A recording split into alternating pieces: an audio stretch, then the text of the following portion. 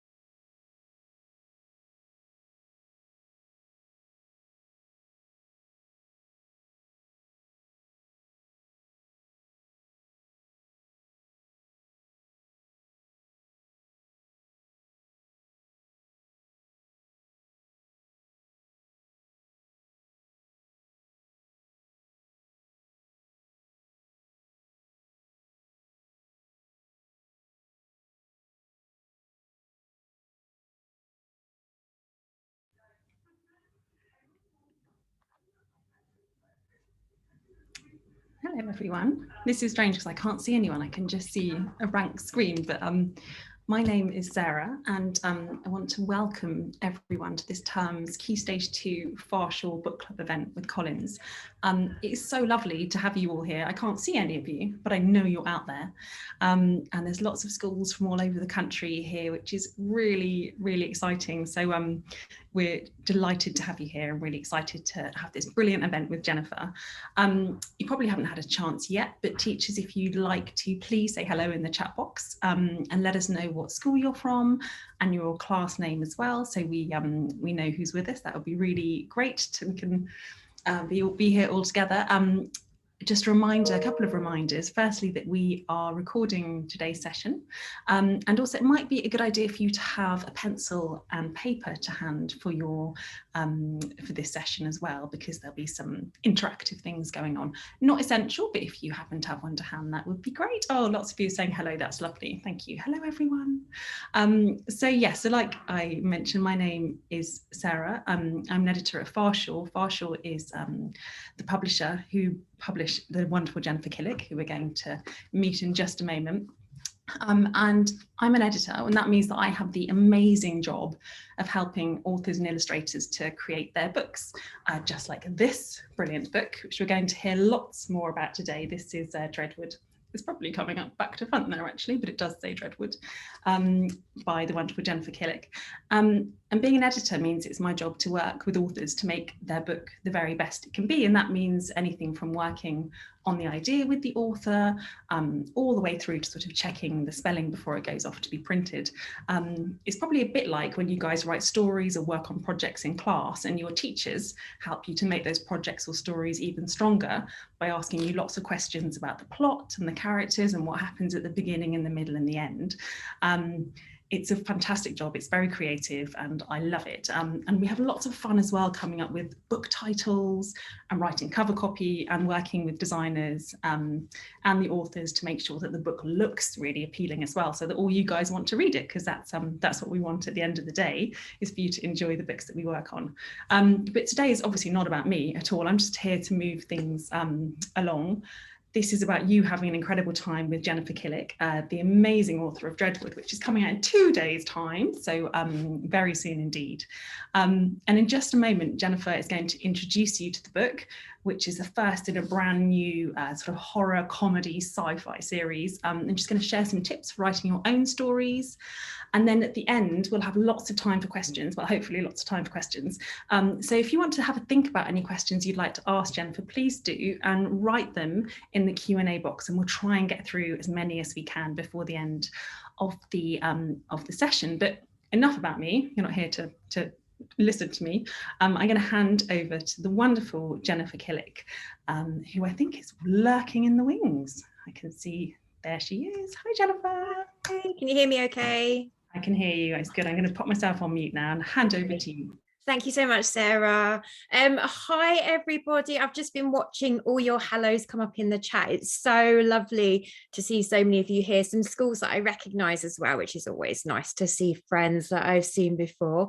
So thank you all so much for coming. Now, I'm quite nervous because when you have a new book, it's always quite nerve-wracking. And then when you do visits and talks about the new book, it's all unpracticed stuff. So if I make a complete mess of this, please forgive me. But I will do my best, and hopefully we're going to have loads of fun as well. So we're going to talk today about stories and how some particular stories have a special place in our hearts. We're going to talk about Dreadwood. I'm going to read you a little bit from Dreadwood as well. And we're also going to play some games, and we're going to do an idea generating activity. So hopefully it will be full on and it will be fun, and you will come away thinking, yes, I want to write my own story, or yes, I really want to read Dreadwood. Either one would be great. You might come away thinking, no, I just want to go home now and go to sleep, but hopefully not. Right, I'm going to share my screen.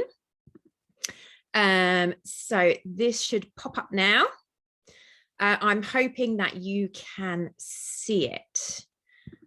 Right, here we go. So Dreadwood is, as Sarah said, my first book in a new series, which I have been loving writing.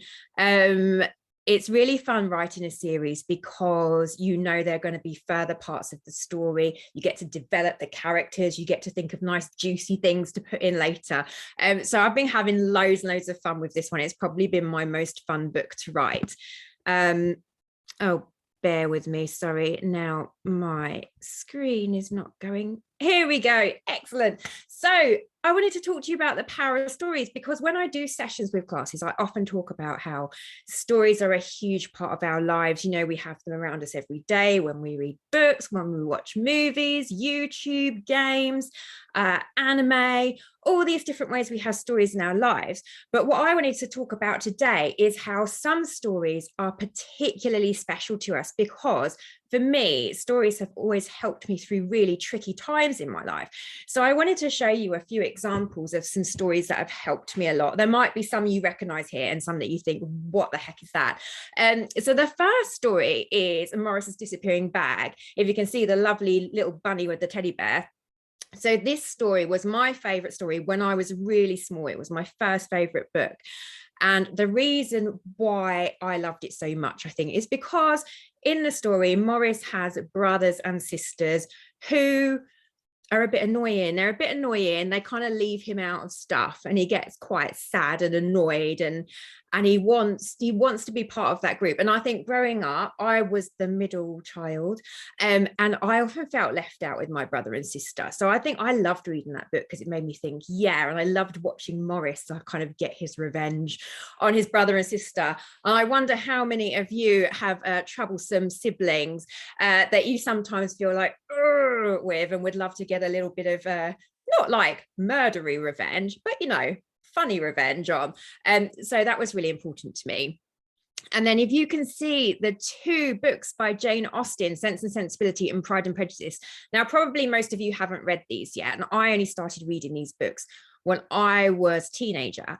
But these are basically my heartbreak books. So every time in my life when I've suffered a heartbreak, when I've been dumped by a boyfriend, or when I'm feeling like really sad or like I'll never find love, these are the books that I read. So actually, you can't see very well from that picture, but these books are absolutely battered because I've had my heart broken so many times.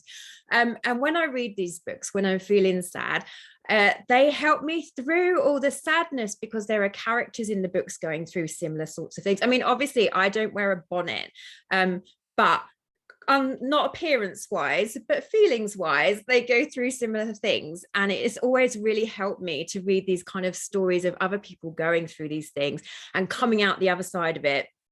And being happy and being stronger and learning from it. So these are my comfort books for when I'm feeling heartbroken. And I've got a couple of movies on here as well. And these are movies that if I'm a little bit sad or a little bit gloomy or a little bit stressed, I know I can watch these movies and I will be so uplifted by them. So The Greatest Showman, I must have watched it 100 times. I love it. I love the songs. I love the dancing. I love the characters. I love how it's the people who are true to themselves and very unique, that don't necessarily get understood by society. They rise to the top. And Home Alone, #1 Christmas film. I absolutely love Christmas. So anything Christmassy always makes me feel better. But then also, you know, it's a kid setting out against these burglars and like beating them, and it's funny. So all these stories and films through my life, if I'm a bit sad, these are the ones that I pick up. And now I'm going to show you, this is for the R factor. I'm hoping this picture will win you over. So this is a picture of my youngest son, Teddy, when he was a baby. And when he was a baby, he wouldn't sleep in a cot in a bedroom. He would only sleep in the front room in a little bouncy chair. So for the first few months of his life, I was sitting downstairs in the front room. I never went to bed, and I was just with him in his bouncy chair, bouncing him away. But I don't know if you can see in the background of the picture, there is a book next to us. And that book was Game of Thrones, which is a series that you won't have read, but you might when you're older. And that book really turned that kind of situation around for me, because instead of me getting frustrated and being really tired and thinking, oh, why won't my baby sleep? I kind of got into this series of books called Game of Thrones, and it distracted me and it kept me going through all those long nights. So now when I look back at that time when I was having no sleep with my beautiful baby not sleeping in a bed, it makes me think, oh, but I loved that series. I got really into Game of Thrones, and it was a really lovely, cozy time instead of being like a horrible time. And then this last year, I don't know how many of you recognize these. I expect quite a few of you do. But in the last year, I've been really poorly, and I've been scared a lot. I've been worried a lot. And what has got me through the year is anime and manga. And these are 3 of my favorites: Attack on Titan, One Piece, and Demon Slayer.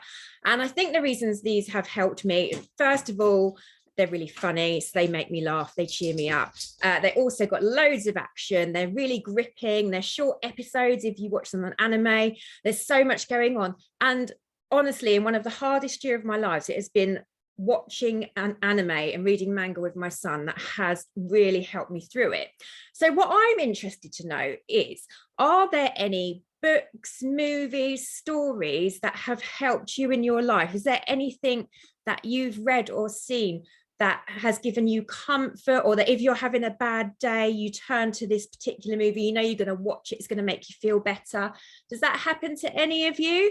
I would love to know. So if you want to put any of those in the chat, please do, and I will keep an eye on it. Okay, bear with me. Right, so now we're going to talk about Dreadwood, because stories, as I said, the thing about stories is they can make people feel a certain way. And I wanted to write a story that would make people a little bit scared, but also laugh a lot. And I started doing that when I wrote Crater Lake, but Dreadwood is kind of similar to Crater Lake in a lot of ways, but kind of a step further. So I'm going to read a little bit from the book. So it is about a group of Year 7 children. So we have Angelo, Naira, Hallie, and Gustav. They're in Year 7. It's the first term in Year 7. So they've only been at Dreadwood High, which is the name of their school, just for a couple of months. And they've all got into some trouble.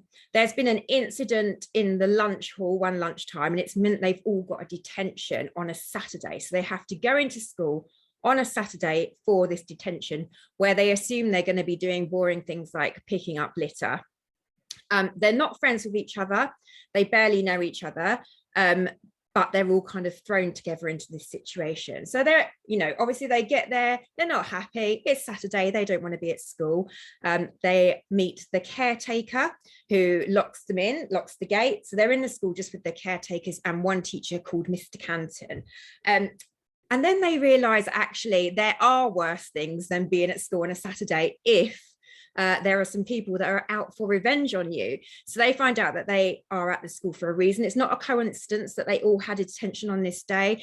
They hear a terrible scream, their teacher goes missing, and they are panicking. When a teacher goes missing, they decide that they need help. So they go to see the school caretaker.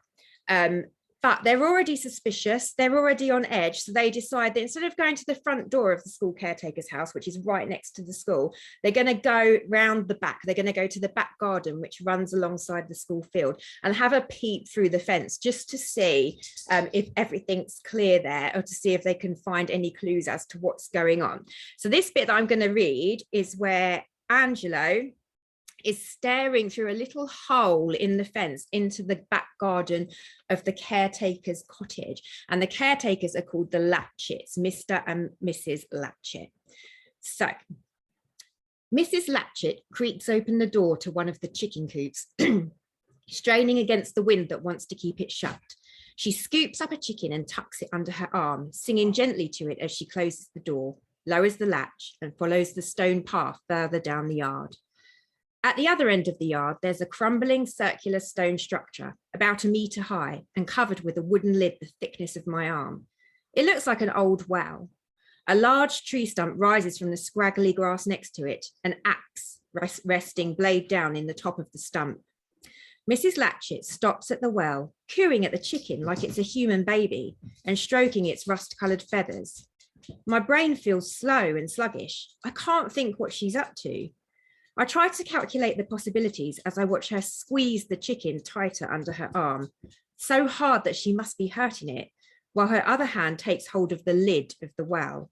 It's huge and heavy. It must weigh 50 kilos, and I know she can't possibly lift it, but she does. She pulls it off like it's nothing and places it beside her, leaning up against the well. Underneath is a gaping black hole that she leans over and looks into, peering down it like it goes deep under the ground.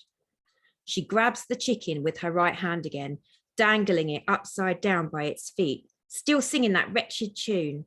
The chicken flaps and struggles, and just as I latch onto an awful thought, the idea unfurling in my mind, like a tentacled monster oozing from a cave, she raises it higher, then with an actual whoop of glee, she throws it into the well. I almost cry out. What the hell was that? Hallie tugs my arm. Angelo? Dude, Gus says, what happened? Just a minute, I hiss back, my heart thudding so hard it makes me feel sick. And though I expect an argument, they fall silent and wait while I watch. Mrs. Latchet gazes down into the well, her face lit up, making her look like an entirely different person. So long, little chicken, she giggles like a toddler, clapping her hands. I gasp and drop to the ground, crouching with my hands on the floor to steady me, trying to understand what I've just seen. What is it? Naira says. Would you move? I'm looking now. And she pushes me with her foot so she can stand in front of the hole. Are you okay? Hallie crouches down next to me. There's something weird going on, I whisper, noticing an absence of noise that was not there a moment ago. The wind is building, rushing past my ears and making trees creak, but it's quieter than it was. I can't even see her, Naira hisses. And that's when I realise that Mrs. Latchet has stopped humming. I stand up. Can I look? I say. Naira shrugs and steps away from the hole. I put my eye to it again, seeing everything in the Latchet's yard as it was when I last looked. The chicken coops, the tree stump, the well with its lid leaning against the side. Except Mrs. Latchet has gone. I carefully push myself against the fence, my eyes straining to see into the furthest corners of the garden. She can't have just disappeared. I swear out loud as my view is suddenly obscured by an eye on the opposite side of the hole, watching me back.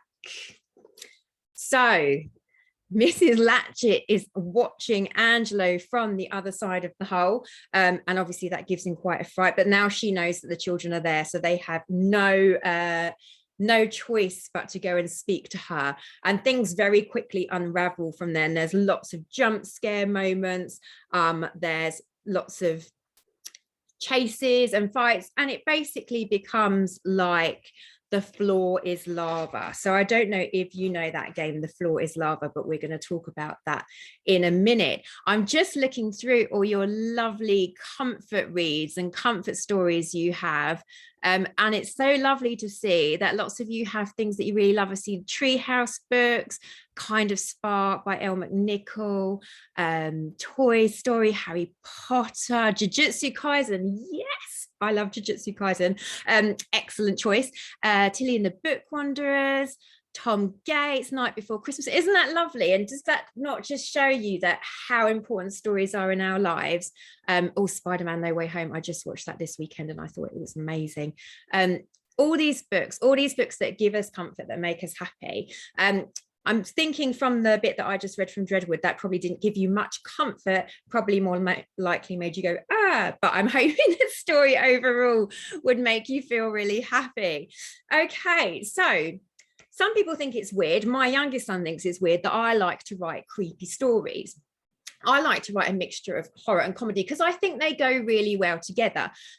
So I don't know if any of you ever do this thing where you're at home and maybe you hide or you wait around a corner for maybe one of your siblings again, I'm so obsessed with getting revenge on siblings, or a parent come walking along, maybe they're carrying their cup of tea or a bowl of cereal, just casually walking along, and you just wait and you lurk and you wait for the exact right moment, and then you go, rah, and you jump out on them and jump scare them and they go, ah.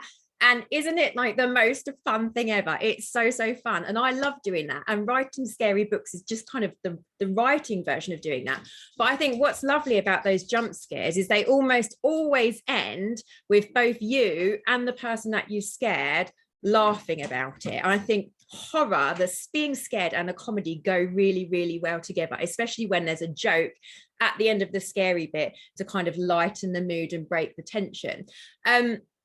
And horror is such an important thing for getting us through those scary things in life, because life is full of scary things, hopefully not the things that are in Dreadwood, but life is full of scary things. And I think if we read scary things in books, it helps us learn to deal with it and laugh at it and get through it. So that's why I write horror comedy. Right, now I want to hear from you again. Let me just change the slide. We're going to think about getting some story ideas from games. So in Dreadwood, it becomes like The Floor is Lava, which is a game where obviously you cannot step on the floor. If you step on the floor, you're in danger.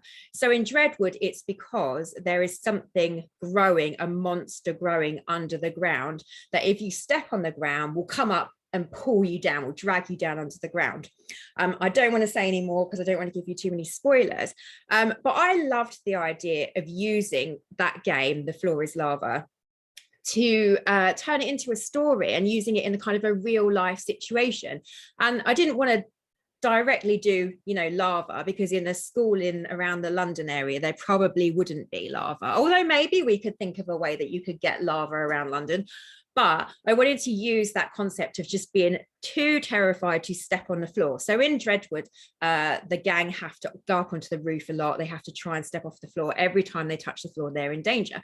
But it got me thinking, what other games are there? Can you think of any other games that we play, maybe school playground games, children's games, that we could use to turn into a story? So for example, I've got a picture here of hopscotch. How could we use hopscotch in a story? I was thinking maybe if you hopped or jumped on the numbers in a certain order, perhaps it opens some kind of portal to another world, or perhaps you drop through into the center of the earth. Also, I've got another picture here of people walking on very cracked pavement. And you play that don't step on the cracks game. Imagine if in your story there was a game where you couldn't step on the cracks. If you stepped on the cracks, something would happen to you. You're suggesting loads of games in the chat, which is lovely to see. Can any of you think of taking a game like Stuck in the Mud or Tug of War or What's the Time, Mr. Wolf? How could you turn that into a story? How could you bring elements of that into an actual developed story? So musical statues, I'm saying that would be amazing. What if in your story there was someone who had the power to actually freeze people in time or do something to them that made them go all stiff? So musical statues becomes an actual dangerous thing where if you get touched or if you get in a certain situation, you are going to physically freeze and you can't move. Riley saying, oh, if you play tag and if you get caught, you turn into stone. Wouldn't that be terrifying? But wouldn't it make a brilliant story? Imagine a story about you and your friends in the playground and this kind of really dangerous game of tag. Hide and seek is a brilliant one for horror stories. Obviously, you can think of loads of ways that could go really wrong. The game Farmer, when you're tagged, you turn into a zombie farmer. Zombie farmer sounds right up my street. Excellent. Chess, like in Harry Potter. Yes, they have wizard chess, don't they, where you're actually part of the game and you can get kind of hit by the knight. Snakes and ladders with real snakes. Imagine that. Wouldn't that be amazing? Freeze tag, grandma's. There's so many good ideas here. I would love it if you guys would like to make a story about a game. And actually, I might start using some of these ideas in my stories because they're really good. Something that's fun to do and that I do with lots of my stories is taking things that should be comforting, that should be fun, things from childhood, things that we like to do, and then making them really, really nasty, because it's a really fun way of putting people out of their comfort zones. Okay, I'm just checking on the time. Oh, we're running low on time. So we're going to play a quick game. Talking of games, and this game is based on rock, paper, scissors. So a lot of you might know that in Crater Lake, the children play a version of rock, paper, scissors, which is called Geek Robot Overlord. So I thought I'd make a version of this for Dreadwood, but it's called this time Hunter Hunter. So in Hunter Hunter, these are the moves. The moves are pig. So you're going to do like basically like a snout. So could you please all do your pig snouts? I can't see you, but I'm going to trust that you're doing it. So pig, and then there's spider, which is big spider hand like this. Okay, so spider, and then chicken. So you're basically making like a chicken head beak with your hand. And the rules are pig squashes spider, spider fangs chicken, and chicken pecks pig. And I put in brackets in the eyeball because, you know, it's a bit more gross than just pecking them in the arm or something. No, pigs don't have arms, legs. Anyway, so the chicken pecks the pig in the eyeball. So what we're going to do is we're going to play a couple of rounds. If I get you out, then you are out. If you beat me or you tie with me, then you can stay in. So let me see if I can whittle you down and how many people are left at the end. So what we're going to do, we're going to go Hunter, Hunter, and then you choose either pig, spider, or chicken. And if you beat me, you stay standing or play in. And if you don't beat me, then you're out. Okay, ready? Here we go. Okay, so, okay, Hunter, Hunter, spider. So if you are a pig, you're in. If you're one of the others, you are out. Okay, we're going to go again. Hunter, Hunter, chicken. So if you were a pig, you're out. If you're a spider, you're in. Is there anyone left in? I wonder. Let's do one more. Okay, what am I going to do? I'm just thinking my move because I want to get as many of you out as possible. Okay, okay, yep, okay. I'm ready. Here we go. Hunter, Hunter, spider. So if you were a chicken, you are out. If you were a pig, you have won. Are any of you left in, or is everyone out? I wonder, and I wonder if you could make up your own version of that as well, using maybe different animals or different hunters. About 7 in, we've got, oh, you've all got some left in. That means there's loads of people that have beaten me. Oh, I'm very upset now. Okay, brilliant, well done. Oh, you got 4. Oh, okay, all right. So obviously I'm 22 left in. 22 left in. All right, you've all beaten me. I'm never playing that game again now. I'm going to be in a mood for the rest of the day, but well done. Okay, so finally, I thought we could do a little quiz to see which character you are most like from Dreadwood. So if you've got a pen and pencil and paper, then you might want to use those now. If not, you can just keep the answers in your head. So it's basically, there's a question and then you just choose the A, B, C, or D, which you are most like. I'm just going to close this so I can see what I am doing.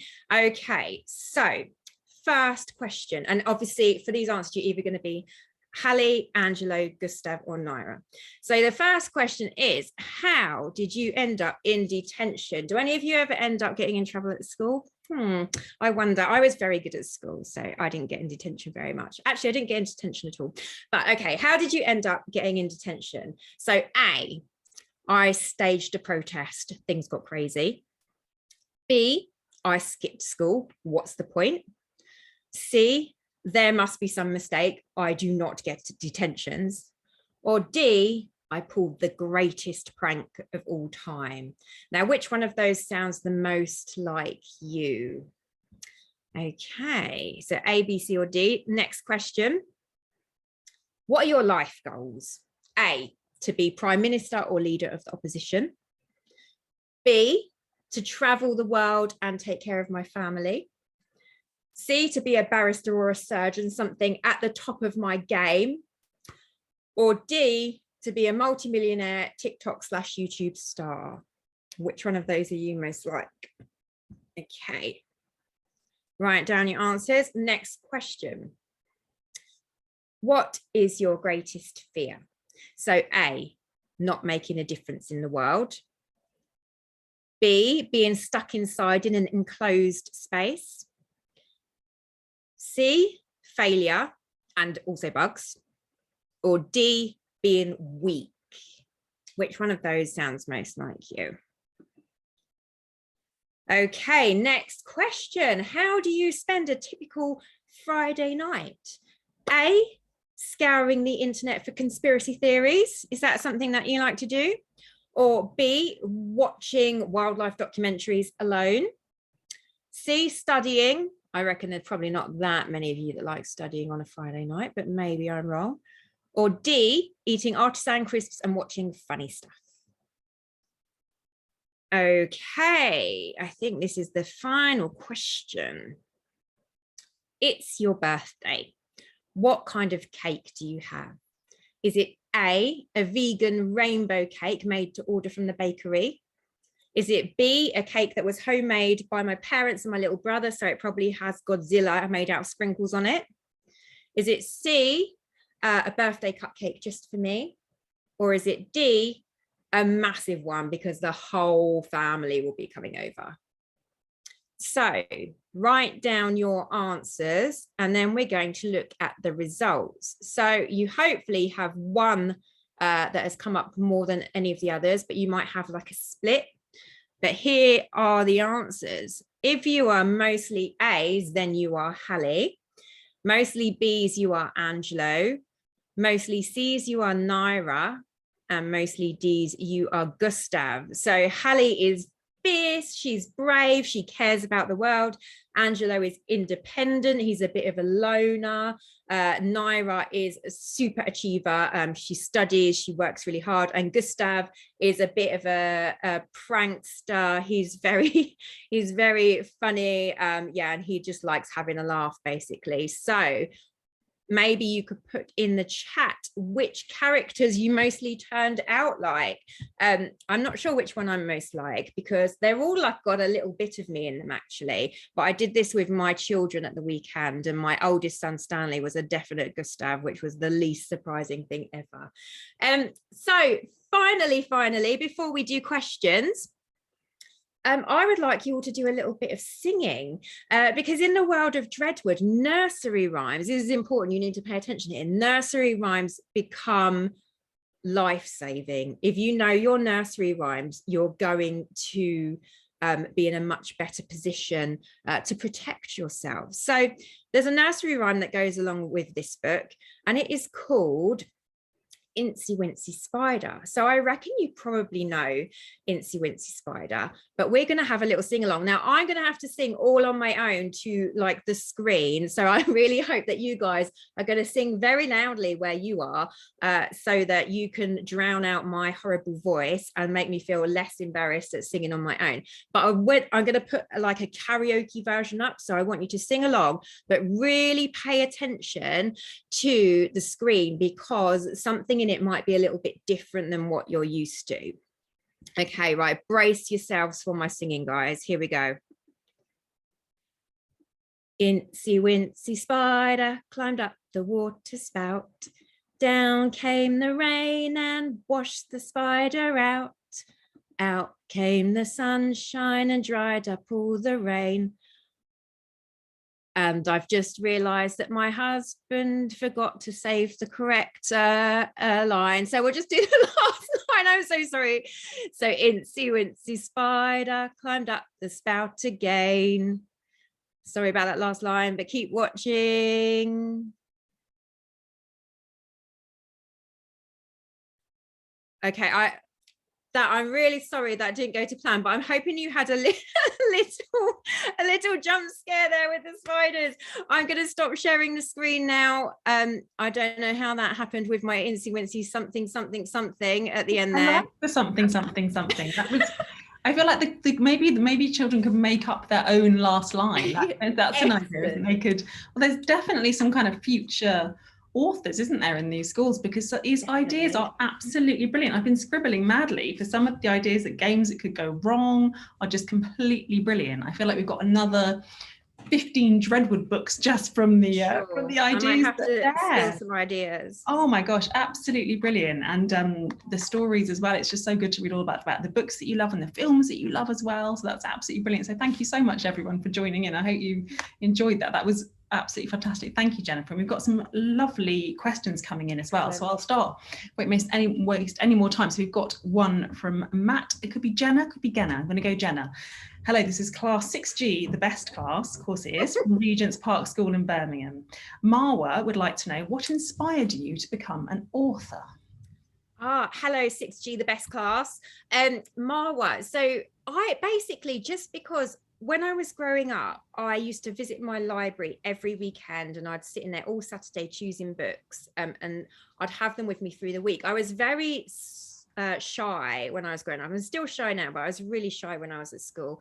I never really felt like I fit in. I often felt quite lonely, but I found that I could pick up my books, and they'd take me on these amazing adventures, and they'd cheer me up, and the characters in the books almost felt like people I got to spend time with. So books always made me feel less lonely. And the main reason I wanted to write my own stories was so that I could write stories and share them with people, and hope that my stories might help people in the way that stories have helped me. So it's really just that love of books, and that knowing the power of them, and knowing how much I could maybe help people with my stories. Yeah. Very, very powerful. So Fred from St. Peter's in Cowfold, his question is, how do you get character inspiration, and how do they develop over the course of a book? Which is a very good question. Very good question, Fred. I think there's definitely a future author there. So most of my characters I base as a starting point on real life people. You have to be very careful with this. Do not copy people exactly and put them in your book, because people can get very annoyed about that, and you don't want to get sued. But I take real life people as a starting point, and then I kind of get myself into their head, and I start thinking about how they would react in different situations. What would their home life be like? Who do they live with? And they kind of develop that way. So for example, Angelo in Dreadwood actually is based on my husband. The first time I ever saw my husband was in year 7. And I remember seeing this boy, and he was so aloof, and he was such a weird, moody. He wasn't weird. He was he's annoying. He was really popular. All the girls loved him, but he was just so above it all. He never spoke to anybody. He was just kind of, yeah, I don't care. One time there was this big prank. Some of my friends did this big prank where they wrote Valentine's notes on an old typewriter and sent them to 6 boys in the year. And it became this massive mystery that everyone was trying to solve. And literally like the whole year gathered together on the quad to try and solve the mystery of the Valentines. And one of them had been sent to who is now my husband. His name's Dean. And all the other boys were like, I need to know who it was. And Dean was just like, nah, and just walked off. So I used that as a starting point for Angelo, just someone who seems like they don't care, but maybe inside they do really care. Yeah. So taking real people and then developing them is nice, because you have kind of a visual reference in your head as well for someone. And if it reminds you of someone, I think that really helps bring it to life. Definitely. Good question. We've got lots of questions coming in, so I'm going to try and get through as many as we can. But Grace from St. Peter's, do you find it hard to come up with ideas for books? Actually, a few of the schools have asked that, sort of where you get your ideas from and how they come to you. So that's quite a popular question. So do you know what? I'm quite lucky. I don't, because I find that with anything imaginative, the more you do it, the more it kind of gives you, because it grows, like your imagination just grows and grows and grows. So if you're thinking up ideas, it will spawn other ideas and other ideas. So I just make sure I'm always kind of planning away, always daydreaming, lots of daydreaming. And I just take literally everyday things like playground games, or like things that I see in the street, or people that I pass, and I just try to think about them kind of suspiciously, like, oh, you know, what could be going on? Why does that person always there at the same time every day? And I try and think up these kind of crazy solutions for why they might be doing that. And then it just kind of, the more you do it, the more it spawns more ideas. So anyone can get ideas from anywhere. You don't need to do anything like amazing, like, you know, climbing mountains or going on fancy trips. You can just do it literally in the rooms you're sitting in now. I bet you in your classrooms, if you look around, there'll be something suspicious in there.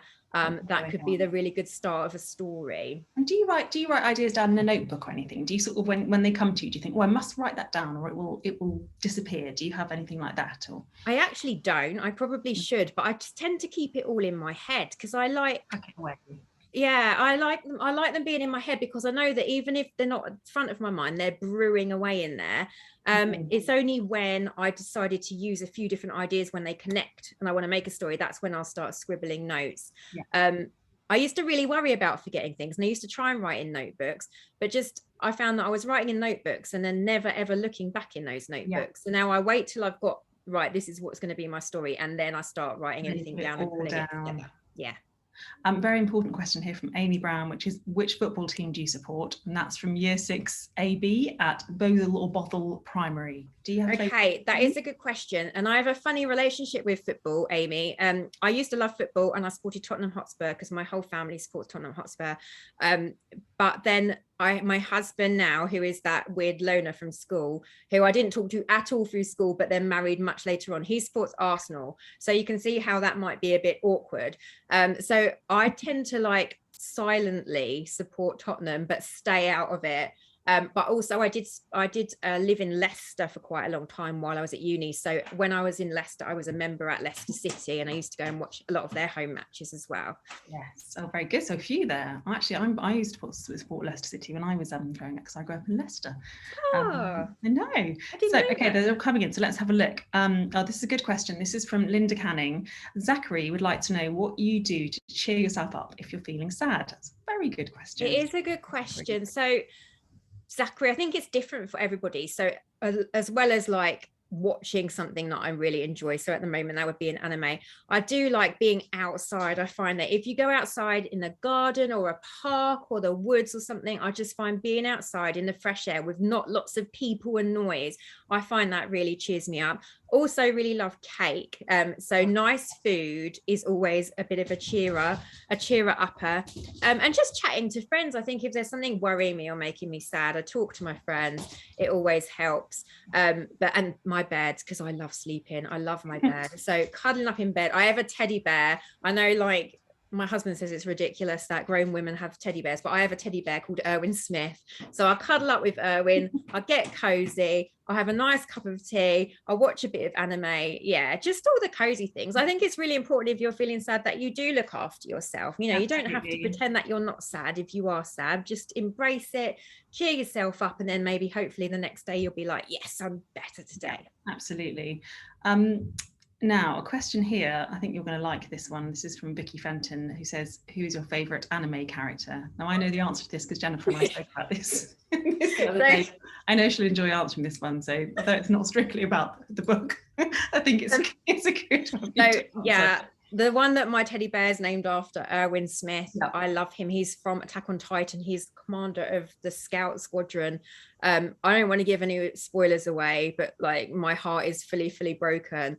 As soon as I met him, it was like, oh my goodness, I love this character. From like the first scene, I just knew that he was for me.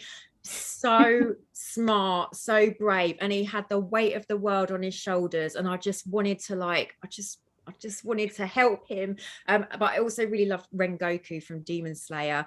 Again, just because he's so brave and he's so pure. I always loved the really pure, brave guys who kind of just give their all for a cause and maybe aren't appreciated enough at the time, and then they die, and then everyone's like, no, why did we appreciate I knew you'd enjoy answering this question. It's a good one. Thank you for that. Okay, so we've got one here from Zaymar, who says they're the world's worst student, which I doubt they are, which says, how many drafts of your books do you write? And there's a few actually have come in saying, how long does it take you? How long does it take you to write? Okay, so it's different with different books. So some come out quite well and quite quickly. You don't have to do too many drafts. And then some, if you kind of get a bit muddled, there's more drafts. So I find the more time I spend planning tends to be less time redrafting. So it's always worth planning really well.